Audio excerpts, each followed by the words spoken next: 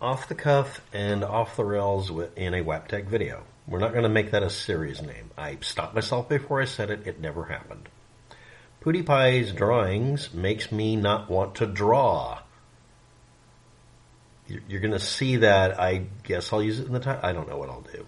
Hell, the last video I said I wasn't going to put anything in the description, and I did anyway because I have a compulsion about giving people information instead of watching my stupid videos. Just click the links. But anyway. Comparison is the thief of joy. I just heard that from somebody reviewing the same thing. So I'm going to do an example that I'm going to make up off the start. A few of you know that I either humble brag or I'm not bragging. I'm just stating my perspective. That in many cases I can take an image or a video that has virtually no context.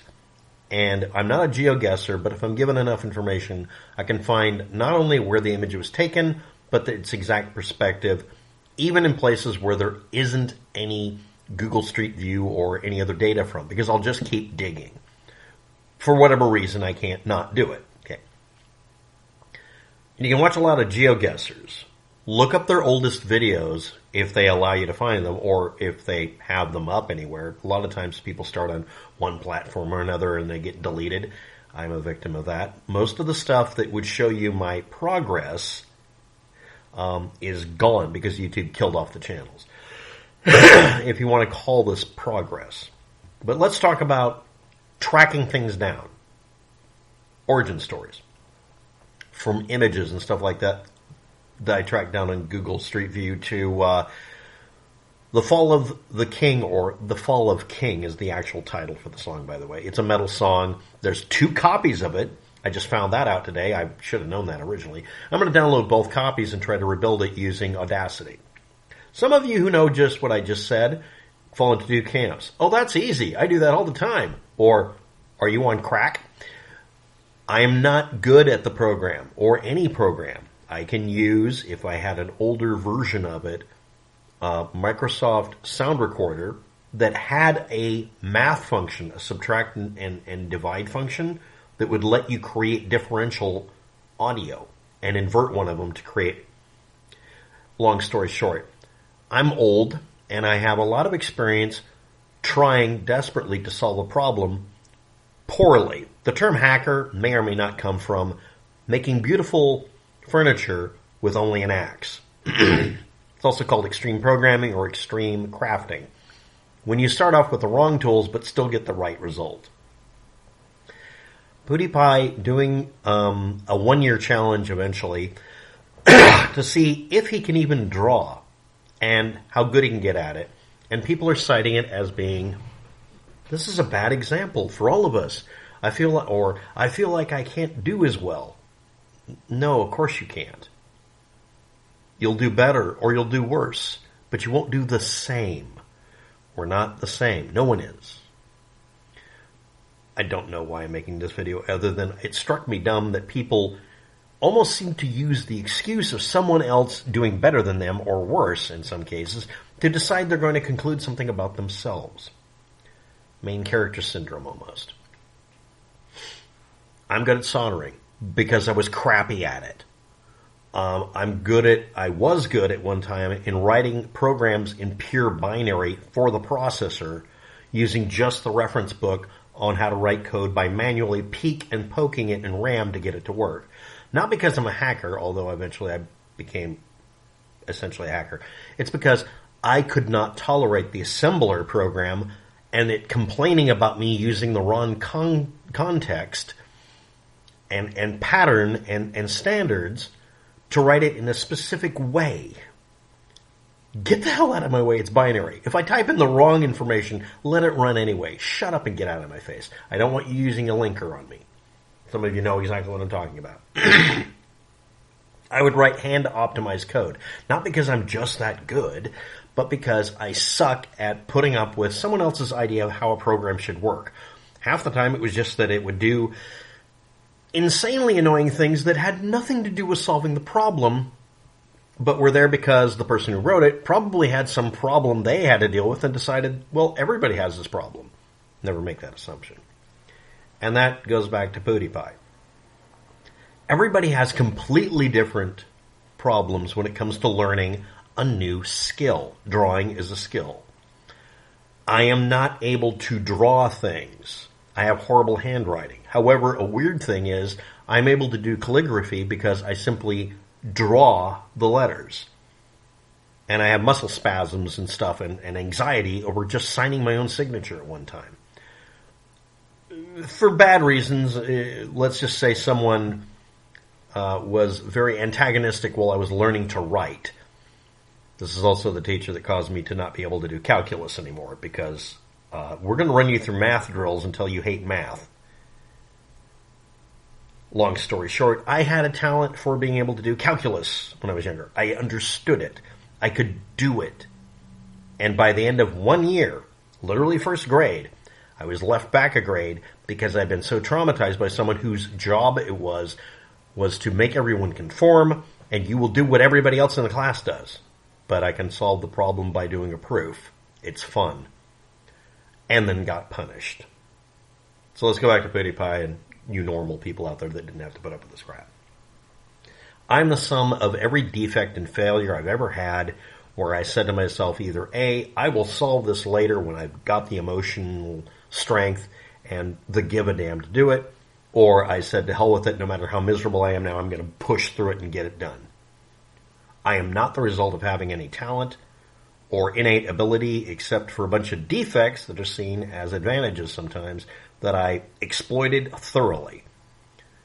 And that's literally the majority of what you see people who have, quote, talent, end quote, are like. It's like with me. I couldn't play any instruments when I was younger. I could learn how to play them, but I couldn't tolerate it because I couldn't tolerate anything out of tune. Anything more complicated, actually even a xylophone was a problem, anything more complicated than a tuning fork, I couldn't tolerate because I would always hear the dissonance of it all. I have a very visceral response to a badly tuned piano that makes me want to beat it with a hammer. And I hate synthesizers, but I learned to tune them. Yes, you have to tune a synthesizer. Don't ask, you don't want to do it. Yes, that goes back to writing stuff in assembly language. Seriously, if you're a person out there who wants to make a synthesizer, do it correctly. Please. Oh my God, when it's not correctly made. Please don't do that. So anyway, what is this ramble about? You may have noticed I'm not looking to the side at any kind of script or list of notes, depending on what you want to call it. This is off the cuff. This is what I'm really like. This is how scatterbrained I am. But I do videos where I explain the exact procedure I used to locate something out in the middle of the desert concerning a missing person, Kenny Botch. Because the procedure was, I just kept staring at the map and changing the year and date of it until I found the damn thing by scouring a 5 mile by 5 mile area zoomed in. Brute force. No talent. Nothing. Just stark, raving, madness-inducing stubbornness. And in the other cases, where would I walk? And found a pathway for another person who became missing, and just looked at the 3D terrain and, that's the only pathway a person could take. Oh, there it is. 5 minutes. Then there are geoguessers. You all know about them. They make you feel small and stupid. But if you can find all their old videos, you can see them screw up hard. So they just got used to looking at pictures and Google Street View. And how did they get really good? By becoming angry when people wouldn't post where the photo was taken. You have to look up photos that tell you where the photo's from to get things like, if you've watched GeoGuessers, them looking at telephone poles and the insulators on them, or street sign shapes, or the painting of it, or plant types.